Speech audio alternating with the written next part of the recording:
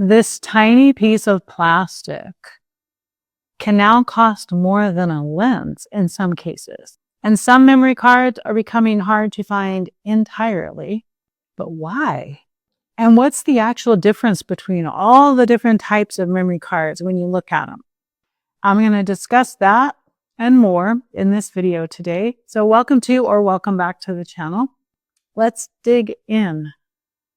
I remember memory cards for many years were just dirt cheap. You could buy as many as you wanted, all different sizes, all different types. They were less technical, I guess, than some of the newer cards, but still, they were very, very affordable, and they are not now. So what in the world is going on? So these cards can store photos, videos, data. Modern cameras produce huge file sizes, especially if you're shooting raw photos, which you really should be. And faster cameras need faster storage, especially when you get videos in. Now all these cameras do video, really high quality video, so all of that needs really high tech memory cards. So one thing to keep in mind is the writing speed versus the reading speed of the card, because most people misunderstand this, and I certainly did until I dug into this to see what in the world is the difference in all this stuff and why is it so expensive now. So the writing speed is when the camera is recording stuff onto your card, and the reading speed is when you're transferring it to, say, your computer or wherever you're going to work with the file on. Some people do it on iPads, maybe phones, but it's typically computers are used. And another thing to be aware of is the sustained write speed. This is important for video or if you're shooting rapid fire photo bursts. So it is worth it to get a better card than what you think you might need, but it's also good to be educated on what each area is and figure out what you do need and don't need. Hi guys, I just want to interrupt your video for one quick moment and ask a favor. YouTube is telling me that the majority of my viewers are not subscribed to the channel. So if that's you, if you're watching and you're not subscribed, I would so appreciate if you would subscribe. Also, if you're enjoying this video, please give me a thumbs up. And if you hit that bell icon, it will notify you when I upload videos in the future. I really do appreciate your support, and it helps me continue to make videos just like this. Thank you so much. Now back to your video. So let's talk about the main types of memory cards. There are SD cards, and this is pretty much what I used to be familiar with. They were a dime a dozen. I had tons of them over the years. They are the most common. They are known for being cheap, and they're great for beginners and even some pros. There is an SDHC card, and there's an SDXC card. The SDHC stands for Secure Digital High Capacity. These range from 4 gigabytes to 32 gigabytes typically. It's usually formatted as an FAT32. The main limitation here is that the FAT32 has a 4 gigabyte single file limit. So if you have really big files, like probably video files, I would guess, that could be a problem, especially if it's 4K video or more. The SDXC means Secure Digital Extended Capacity. The range is 64 gigabytes to 2 terabytes, theoretically speaking. This is usually formatted as an EXFAT. The advantages are these are larger cards. They can support huge video files, and they are considered the modern standard. The SDHC was designed for the DSLR photo era, and the SDXC was designed for this modern video era, because all of our still photography cameras have now become video cameras as well. Some people are happy about that. Some people are not. An important point to remember is that some older cameras cannot read the SDXC cards. So if you're using older gear, just be aware of that and check it out. Okay, so then let's look at UHS-I versus UHS-II. The maximum theoretical speed of a UHS-I is 104 megabytes per second. It will have a single row of pens on the card. This is a UHS-II. We'll get to that in a minute. It does not have a single row of pens. So the UHS-I works really well for photography, basic 4K video and just kind of general use, nothing specific or super teched out. The UHS-II has a maximum theoretical speed of 312 megabytes per second. And it has a second row of pens. I don't know if you can see that. I don't know if it's going to focus. But there are 2 rows of the little gold pens. This is a UHS-II. So if you're looking at a card and you're wondering, a good line of thought is that UHS-II adds more lanes to its highway. 2 lanes. And more lanes means that more data can be moving around simultaneously, which is a faster card. So why does the speed of the card really matter? Well, faster cards have several benefits. They work better with burst shooting of photos, for buffer clearing of your camera, for high bitrate videos, and for transferring your files faster. With my previous DSLR, there were times where I was doing burst shooting and my camera would stop because the buffer was full and needed to clear. So that can happen. A faster card can definitely help with that. So then if you buy a UHS-II card and you put it in a camera that only needs UHS-I card, it will work, but it won't work any faster. It will work at the UHS-I speeds, just so you're aware. A lot of people misunderstand the compatibilities of these things, and they think buying the most expensive card is just going to guarantee them better results. And it might not. So it's good to break this down and be well educated where it matters. Okay, so then you will see something like a V30, V60, V90 ratings on cards. The V stands for video speed class.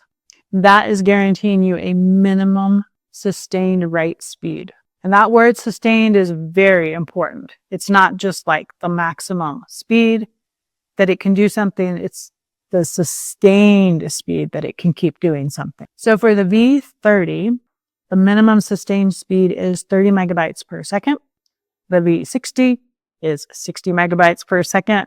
And the V90, I'm sure you guessed it, is 90 megabytes per second. So again, why that sustained speed matters, some cards will advertise 300 megabytes per second, but then they only hit that speed very briefly. And especially with video, you need the speed to be sustained. You need a stable, continuous performance from your card because the camera is continuously writing the data of that video. So think of it this way. A card might sprint fast for a few seconds, but video recording is a marathon, not a sprint. So let's look at some real world usage examples. So V30 is good for photography, basic 4K video, and casual videos. V60 is good for higher bitrate 4K video, some raw video, and hybrid shooters. V90 is needed for professional codecs, 8K video, raw video, and extreme bit rates. So a very important point to keep in mind is that not every camera is going to benefit from a V90 card. Buying the fastest, most expensive card does not make your camera magically faster. Some cameras just literally cannot use the extra speed. So when you're looking at SDHC versus SDXC, you're looking at the capacity generation. Looking at UHS-I versus UHS-II, you're looking at the interface speed. And when you're looking at the V30, V60, V90, you're looking at the guaranteed video performance of the card. The confusing part is that these cards stack all of these standards together. I mean, if you look on here, there's just tons of stuff all over it. And it does get really confusing if you don't stop to learn each of these things. And if you don't know what your camera actually needs. You know, one card can be SDXC, UHS-II, and V90 all at the same time. So then it's worth mentioning that there are MicroSD cards as well. It's a tiny version of an SD card. I used to have one because I needed one time and that was all Costco had. And then I was able to buy like an empty shell that was the size of an SD card and you would put the MicroSD card inside of that and you could use it. I will say it didn't work very well in my camera. It didn't last very long, but in a pinch, it was the best I could do.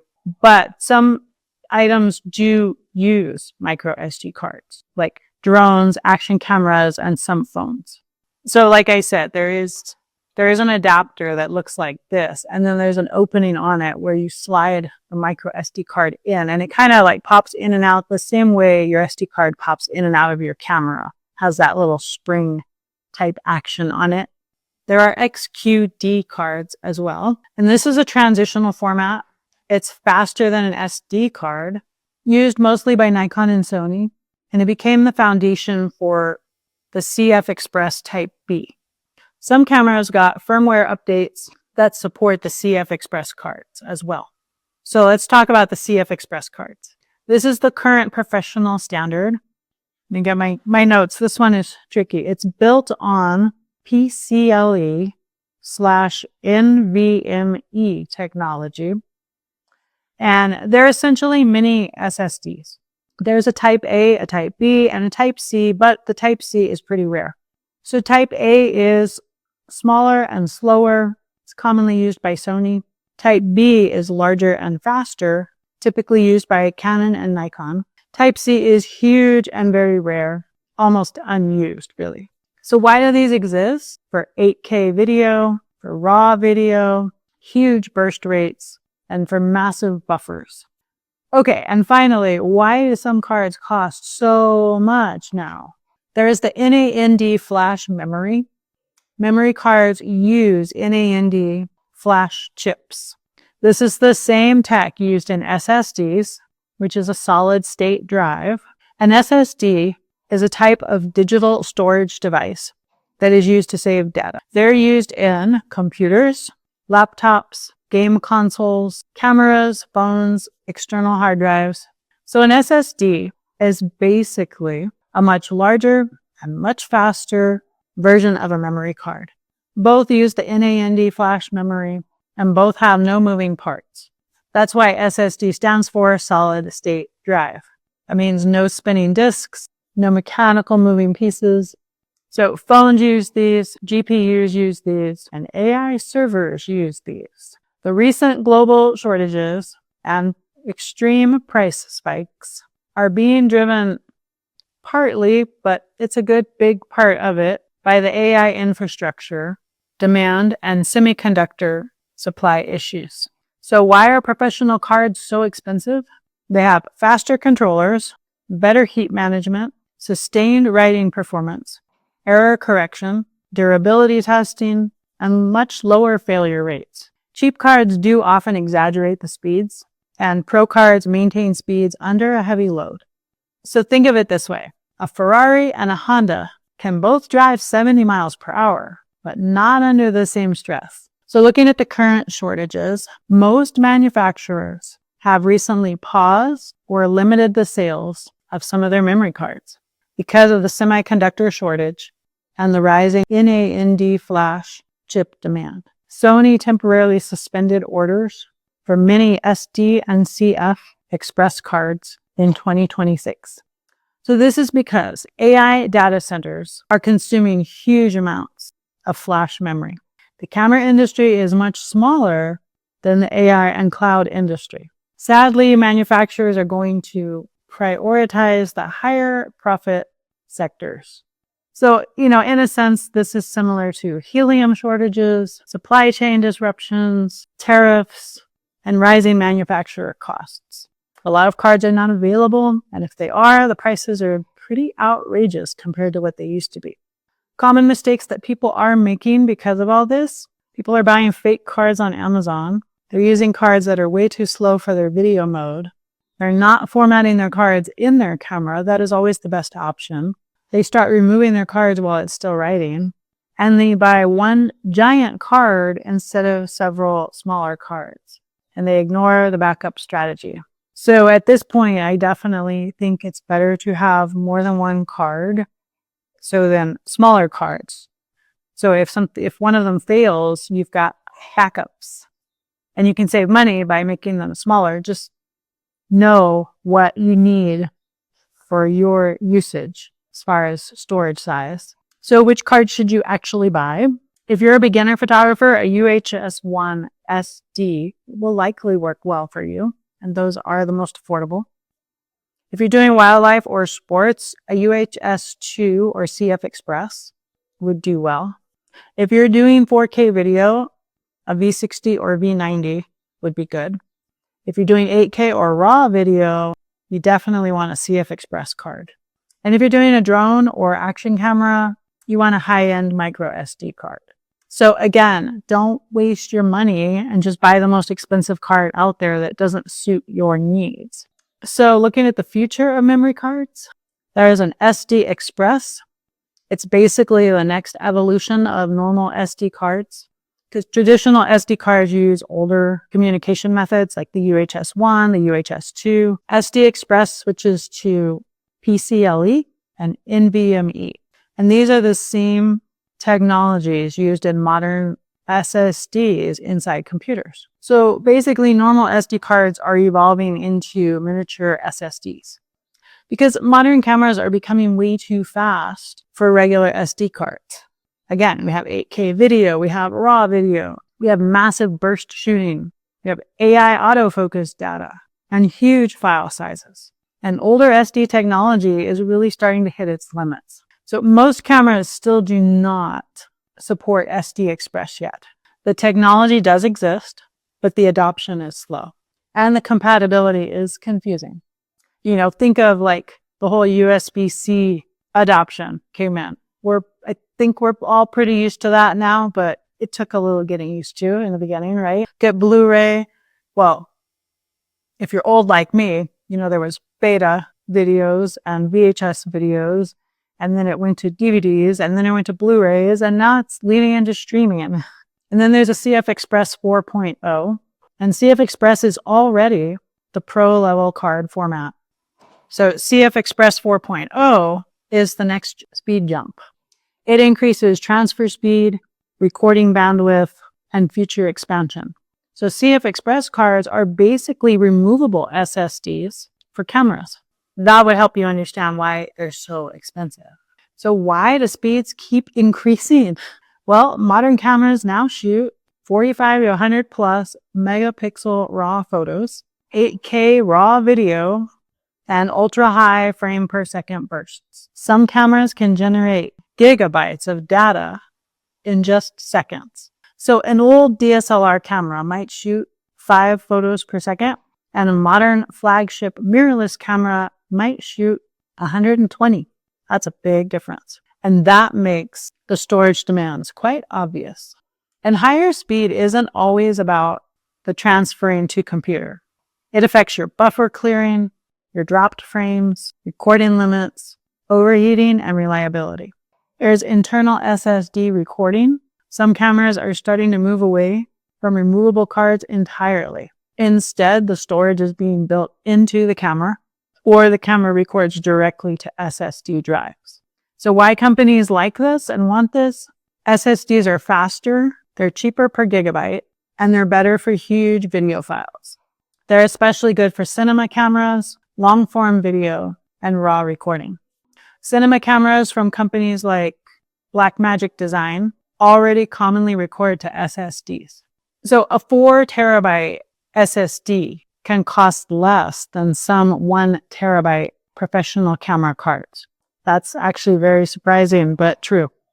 The downsides of SSDs, there's cables, there's mounting the drives, there's power draw. It's less rugged for some uses, obviously. You know, in a studio, it's probably great, but if you're out shooting wildlife, that could be a challenge. I think as photographers, we still prefer cards because number one, it's what we're used to, but they're smaller, they're portable, they're durable, they're much easier to use in the field.